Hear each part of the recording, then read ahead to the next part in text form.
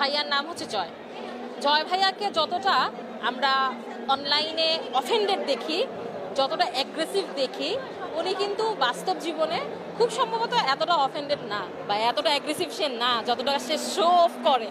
এবং সে আমাকে পুরো শোয়ের মধ্যে 3 থেকে 4 বার বলছে যে আপনি কি বাস্তব জীবনে ঠিক এতটাই সুন্দর করে কথা বলেন, বা আপনি কি বাস্তব জীবনে আসলেই এতটা ভালো। যদিও ভিডিওটা কাট করে হচ্ছে জাস্ট একবার রাখছে। তো উনি আমার সাথে কথাবার্তা বলে আমার কাছে দেন, যদিও উনি আমার সাথে কথাবার্তা বলে মানে একটু ট্রাই করছে আমাকে একটু আটকানোর বা বিভিন্ন রকমের আজব আজব প্রশ্ন করে, বাট উনি মানুষটা আমার কাছে মনে হয়েছে সে খুবই চমৎকার।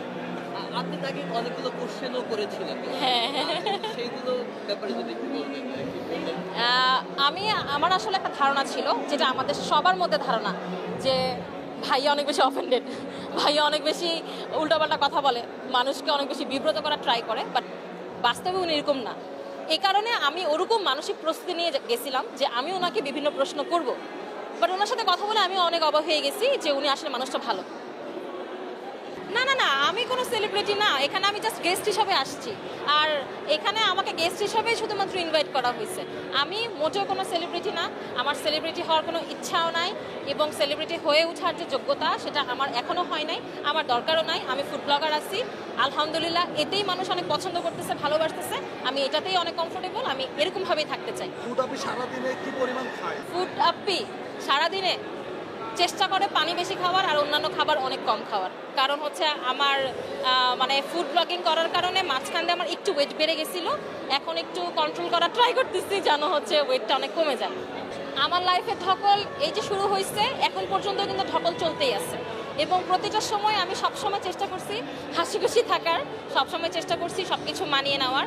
আপনি যদি এখন একটা অ্যাঙ্গেল থেকে চিন্তা করেন, এই মুহূর্তে কিন্তু আমি প্রচণ্ড পরিমাণ ধকল সামলাচ্ছি। যেমন আমি যদি এখন আপনাকে খুব ইমোশনাল হয়ে বলি যে প্রতি মুহূর্তে আমার পেজে নানান রকমের কপিরাইট স্ট্রাইক দেওয়া হচ্ছে, আমাকে কাজ করার জন্য স্মুথ কোনো রাস্তা দেওয়া হচ্ছে না, আমি অনেক কষ্ট করে কাজ করতেছি, সেই সাথে আমার বাচ্চাটাকে টেক কেয়ার করা লাগতেছে।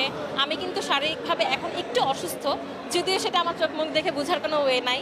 সেই সাথে হচ্ছে ফ্যামিলির অনেক কাজের প্রেশার থাকে, পড়াশোনার প্রেশার থাকে, সংসারের প্রেশার থাকে, সব কিছু মিলে আমি কিন্তু এখনও ধকলের মধ্যে আছি।